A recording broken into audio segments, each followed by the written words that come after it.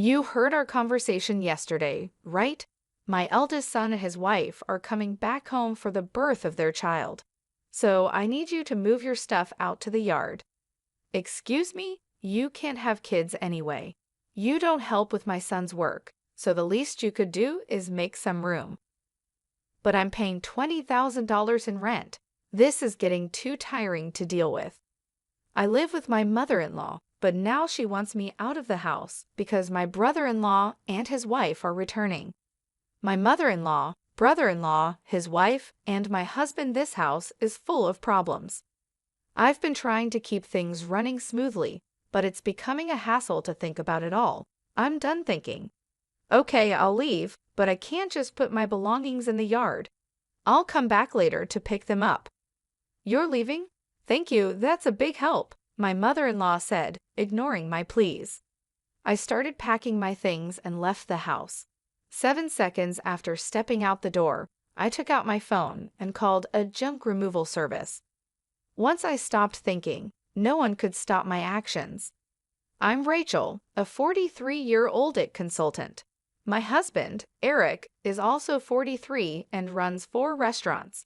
We're both 43, and people often assume we've been married a long time and have a kid or two, but we're actually newlyweds. We both lived as workaholics and didn't marry until this age. I had given up on marriage just before turning 43, but a random visit to a bar after work changed my mind. Is this your first time here? He asked. Yes, that's right. I had been curious about it for a while, but it was hard for me to go in alone because the place is so stylish. But I worked hard today, so I decided to go in as a reward to myself. I was relieved to find a counter where it was easy for a loner to spend time. We have many women who come alone, so feel free to visit anytime. My husband Eric chatted with me with a smile. I sat at the end of the bar. I knew he was just trying to attract a new customer, but for someone like me who had no friends to eat with at this age, even this kind of service felt nice.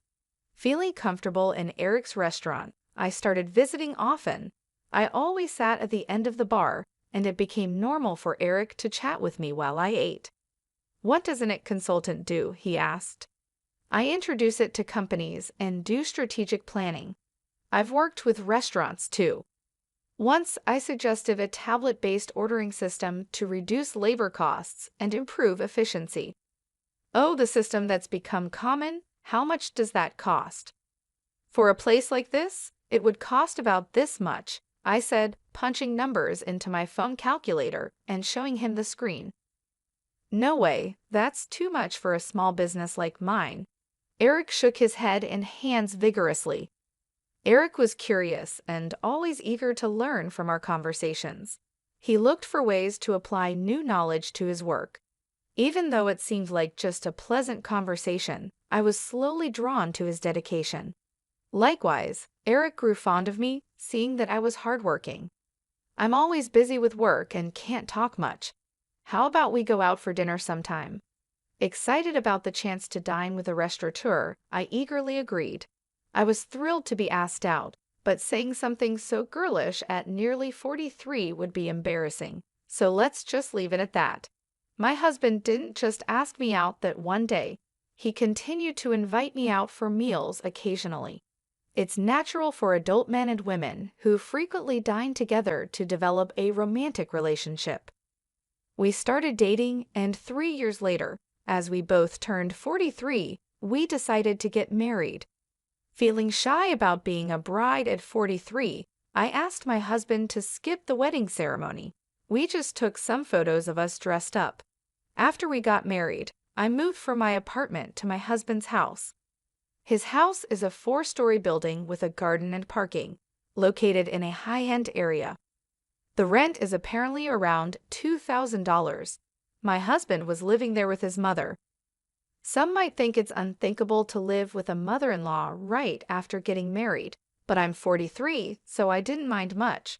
Plus, my mother-in-law is 71, and my father-in-law has passed away, so living together seemed necessary. When my husband suggested living with his mother, I immediately said it was okay. But after starting to live with my mother-in-law, I regretted accepting so quickly. When I moved into my husband's house, besides the bedroom for us, I even got a nice office room for myself. His house seemed too big for just two people, with many spare rooms. Once I settled in, I asked my husband, "Why do we need such a big house just for you and your mother?" He replied, "I have a brother 4 years older than me. He left home after college, and we've mostly lost touch. He hasn't been home at all, and it's been a few years since I've heard from him. He's been moving from job to job and place to place. He's the kind of man who might get into trouble and come back to me and Mom. So we decided to rent a bigger house. I think it's a little too big, but now that I'm married and you moved in, I guess it all worked out." While unboxing my books and arranging them on the shelf, my husband talked about his brother Stephen with a smile. "It seems Stephen is aimlessly hopping from job to job, but my husband doesn't think badly of him. Don't talk about that kid. What if he really comes back?" My mother-in-law appeared at the doorway of what would be my office, seemingly checking on us. It appears she doesn't have a good opinion of him, unlike my husband. It's understandable for a mother to be cold towards an eldest son who shirks his responsibilities. However, I'm worried that my husband and my mother-in-law might clash over his brother someday. Also, I'm not too fond of you either, Mom. Come on, we're going to live together now, so stop saying things like that. I'm not saying you should leave. I just need to make things clear from the start, my mother-in-law said as she walked away, her slippers making a padding sound. "I'm sorry, I'll talk to her," my husband said. "It's okay. I got a similar talk when we met for the wedding. I'll build a relationship with your mother as we live together," I replied, taking a book from my husband's paused hands and placing it on the shelf. It seems she doesn't like my age. I'm 43, so it's not impossible to have children, but I guess it's a challenging thought. Also, Eric's elder brother Stephen is not married and has no children, so there's a high chance that my mother-in-law won't get to see her grandchildren. That's why she's disappointed and wishes Eric had married someone younger. To her, Stephen, who doesn't fulfill his role as the eldest son, and I, who can't fulfill my role as a wife in her eyes, are probably the same. I understand her feelings, but I can't change my age. Once the move was finished and our married life began, my mother-in-law's coldness towards me became clear. She ignored me when I spoke and tried to avoid me. It's a bit lonely, but since there's no harassment or physical violence, I guess it's okay for now. I could build a relationship with her over time. My bigger concern is Eric. "Are you okay with your work?" I asked. "No, it's pretty bad. I need to take action soon, but it's tough to arrange the finances," Eric said, sitting at the dining table with his head in his hands. I stopped doing the dishes and sat down in front of him to listen. These are tough times. Prices are soaring, expenses are climbing, and customers are tightening their wallets. There's no end in sight. If this keeps up, I might have to close another one of our stores, he continued. About a year into our marriage, the situation at Eric's restaurants worsened. One of the 4 stores had already closed, and it seemed another might have to shut down too. Seeing Eric's troubled face made me feel distressed, but my mother-in-law seemed unaffected by these troubles. "You're Eric's wife, but you don't help out at the store. You just do your own job. Can you really say you're fulfilling your role as a wife?" My mother-in-law overheard our conversation and hurled insults at me from her seat on the sofa. I wondered what she was thinking, but she has her own perspective. Eric has been running his own restaurant for nearly 12 years, overcoming various challenges. I believe he'll pull through this time too. You, his wife, shouldn't be making that face. Are you trying to feed into his anxiety and make him fail? "What a terrible wife," she shouted again from the living room to the dining room. Her words were filled with spite and venom. I knew she wasn't just trying to fire me up, but she wasn't entirely wrong. I took her words positively and decided to support Eric to the fullest, smiling reassuringly at my anxious husband. A year later, just as she said, Eric managed to turn the situation around and avoided closing the second store. See, I told you. A stupid wife who can't even trust her husband. Don't drag Eric down, she said. As a side effect, my mother-in-law, who had previously ignored me, started lashing out at me without reservation. The relationship with her might seem to have worsened, but since Eric's business is doing well, I'll consider it a break-even situation. I thought things were balancing out, but it turned out worse for me. Eric, having stabilized the business and with a bit more money, seemed to get carried away, and I heard rumors about his affair. What is he thinking? If there's extra money, there are surely better ways to spend it. Also, it's strange how bad situations tend to pile up. Having seen Eric's business revenue drop, I know this all too well, but I never thought it would happen to me. Eric, Stephen called. His girlfriend is pregnant. That's great news. She's a 33-year-old who worked at the same bar as Eric. They asked something. What? You're being so formal all of a sudden. Stephen is a freelancer, and so is his pregnant girlfriend. With a baby on the way, they're struggling. They asked if they could move into this house and if they could work at your restaurant. I was thinking about how to confront Eric about the affair when my mother-in-law came into the living room and started talking to him. The conversation was about Stephen, whom I've never met, and I was completely left out as they continued talking. It was a strange scene. She used to dislike Stephen for not fulfilling his role as the eldest son, yet now she was asking Eric to welcome him. The reason was simple: the grandchild. She had given up hope of seeing a grandchild, but now saw an opportunity and completely changed her stance. She was even planning to offer them a home and jobs.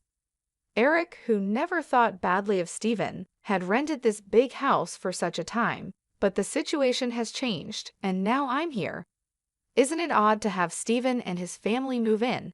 I looked at Eric in the living room from the dining area. He was looking back at me with a clearly troubled expression. Come on, it's a good thing. Stephen is in trouble, and you, Eric, have the means to help him. Ah, okay, I got it. Eric sighed, unable to say no to his mother. I had hoped he would stand up to her, but it seems it was just wishful thinking. He kept glancing at me, probably worried about my reaction. The worsening relationship with my mother-in-law, Eric's affair, now living with Stephen and his family, the problems just keep piling up. Overwhelmed and not knowing where to start, I decided to abandon thinking for today and just go to sleep. The next day was a holiday, and probably due to extreme mental fatigue. I slept in until late morning. Eric was at work, so it was just my mother-in-law and me at home. Dreading what she might say about my sleeping in, I reluctantly headed to the living room. You sure slept in. Must be nice to have such leisure, she said. Bracing myself for her usual nagging about not fulfilling my duties as a wife, I tensed up, ready for her words. However, what she said was much worse than I expected. You heard Eric and me talking yesterday, right? Stephen and his wife are coming back for a maternity leave visit, so move your stuff out to the yard.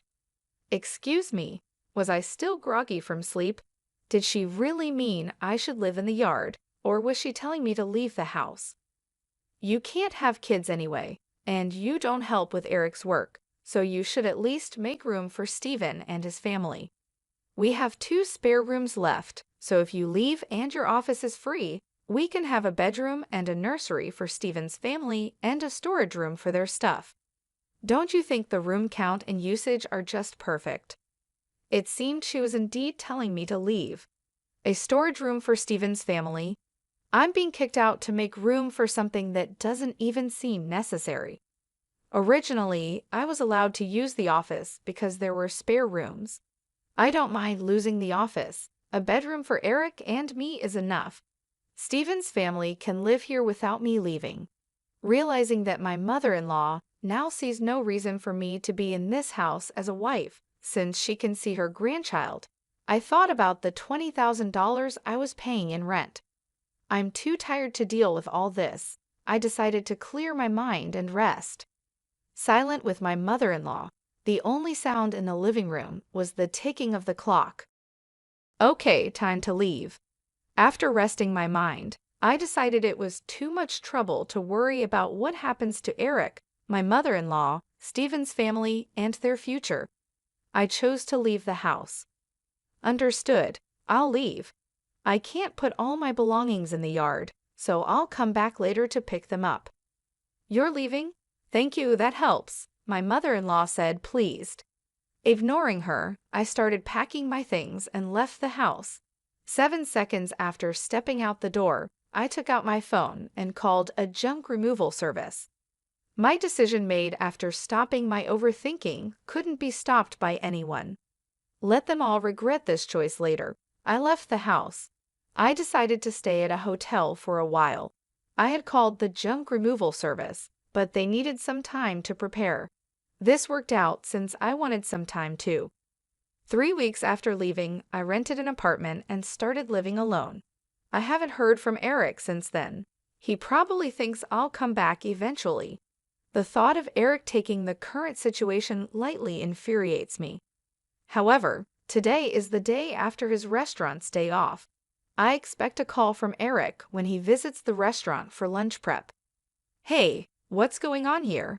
The restaurant is completely empty, just as I thought, Eric called. I could explain over the phone, but it would be more efficient if your mom was there too. I'm heading to the house now. Can you come back? You can't open the restaurant anyway, right? I couldn't help but laugh before hanging up, amused by Eric's reaction. He must be quite shocked. Still chuckling, I started getting ready to leave. When I arrived at the house, my mother-in-law started yelling at me. What on earth is this? The restaurant's fridge, cooking equipment, tables, all the important stuff is gone. You did this, didn't you? Do you think you can get away with this for free? It seems Eric had explained half of the situation. There was an unfamiliar couple in the living room, apparently Steven and his wife. They looked confused and anxious, not fully grasping the situation and my mother-in-law's extreme anger. Why would you do such a thing? The restaurant can't operate now, my mother-in-law screamed. It's my restaurant, so there shouldn't be a problem with me starting the closing process or having the items I bought disposed of by a junk removal service, right? I replied. Huh? Your restaurant? What are you talking about? My mother-in-law asked. Why don't you explain, Eric? You haven't told your mom, have you? You remember that I still have the main restaurant and the second branch, and the second one was in a financial crisis, right? Yes, of course. You worked hard to turn it around, changing the tables, chairs, signboard, the restaurant's atmosphere, bringing in new cooking equipment, expanding the menu, and replacing the fridge and freezer to accommodate the new menu, right? Well, about that, Rachel actually paid for those expenses. What? What do you mean?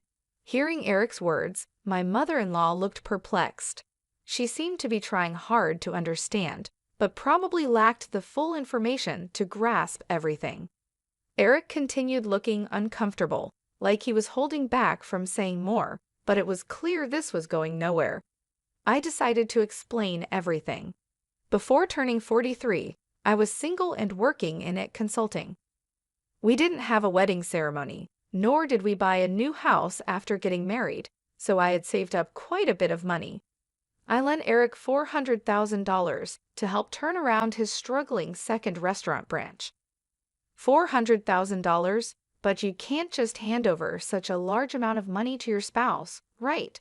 That's why I decided to buy the rights to the second branch and become its owner.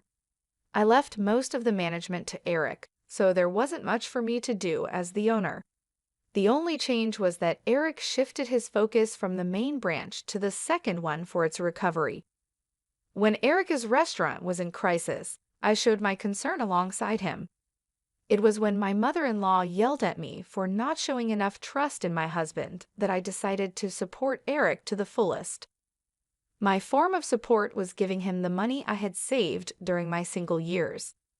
Eric, is this true? She asked. Yeah, it's true. She said it was okay if I failed and wasted the $400,000. She gave me the money, but since it was such a large amount, if it was going to fail anyway, she suggested becoming the owner.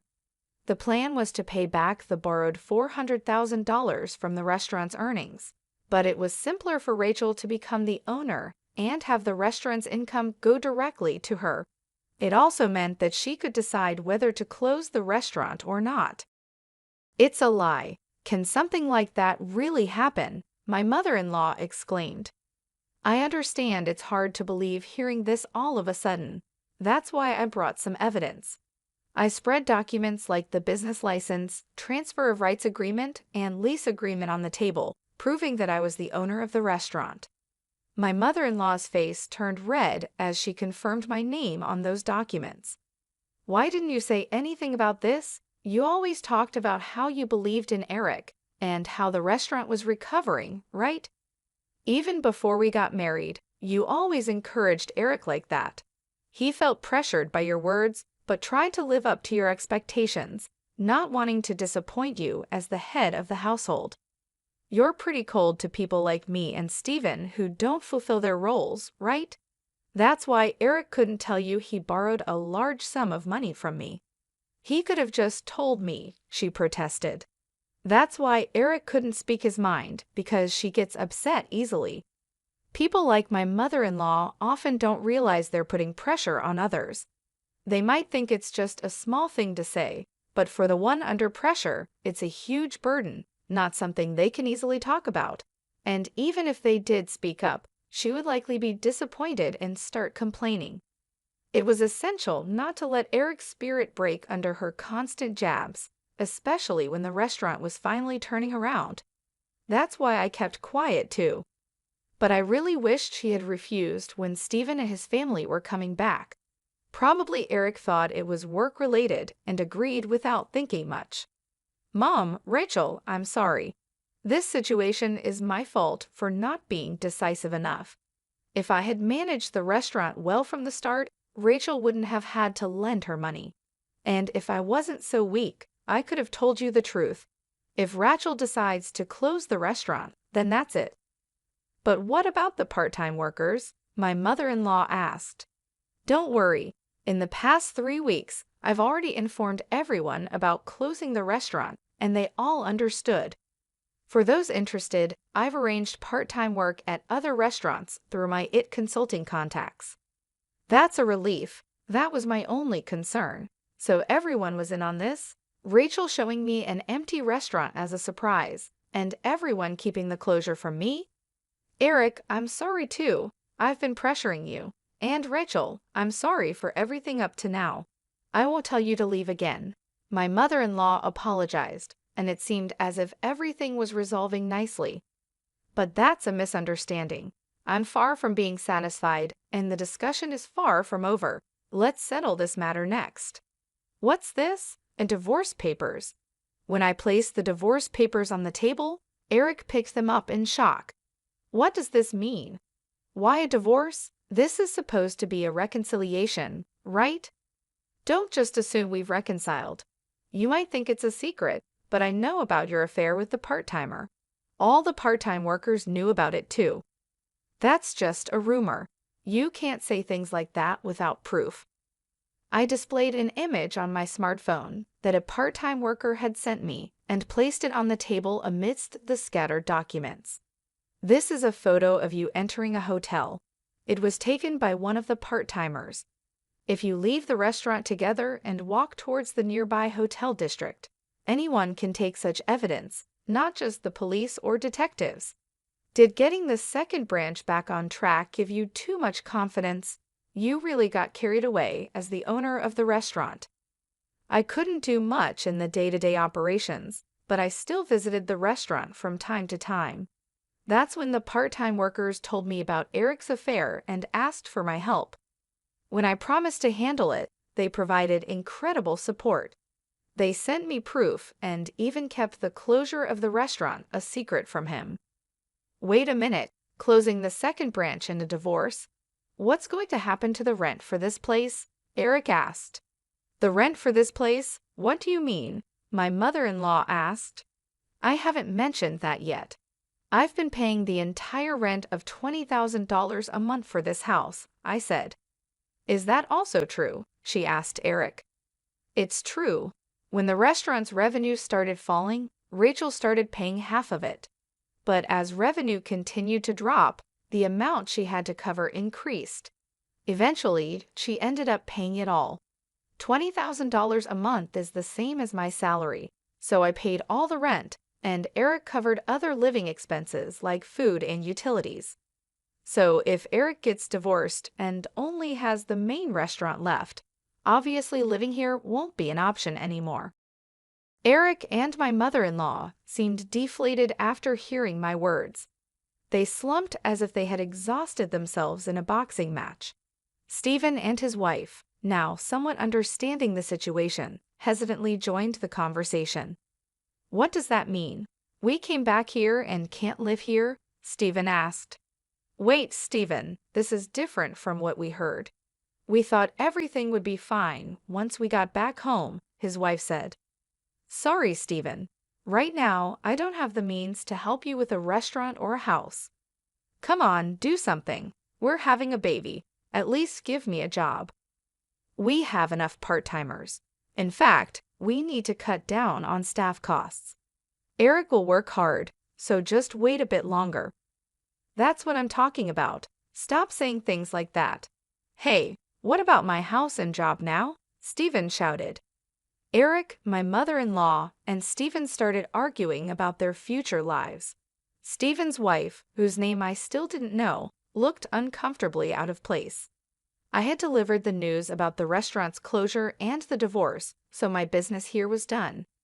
I was tired of constantly trying to smooth things over with Eric and his family, and I refused to live with Stephen and his wife. I didn't care what happened to this house next. They could discuss it amongst themselves. I left the house amidst their shouting. After that, having evidence of the affair, I was able to divorce Eric smoothly. I could have demanded alimony for the affair, but I had a job and didn't need the money. I wanted as little to do with my ex-husband and his family as possible, so I didn't ask for any compensation after our divorce. My ex-husband, Eric, couldn't afford the rent and had to leave the house with his whole family. Financially and emotionally strained, Eric, who had been taking care of his mother, argued that it was actually Stephen's responsibility as the eldest son. But Stephen, who came back without any money, couldn't take care of her. This led to an ugly fight between the brothers about who should take care of their mother. In the end, with no income, Eric had to take her in, but this fight ruined the relationship between the brothers. As a result, Stephen and his wife disappeared again, cutting off all contact. Witnessing the brothers' dispute over her, the mother-child relationship also deteriorated. Now, Eric and his mother are living together reluctantly in a smaller apartment. It's not as spacious as the previous house, and they have to see each other all the time, but they hardly talk, creating an awkward atmosphere in the house. My actions, prompted by thinking ahead, resulted in the breakdown of a family relationship. After the divorce, I first dealt with closing down the restaurant. It was a bit of a hassle, but as the owner, it was my responsibility. However, the fridge, cooking equipment, tables, and chairs I had removed were fairly new, so I managed to sell them at a good price. Adding just a little more money allowed me to finish the restaurant's closure. Though it was a brief period, being a restaurant owner and handling its closure was an experience. I believe these experiences will be useful in my consulting work someday. I guess work suits me better than marriage. Convinced of this, I continue to work hard today.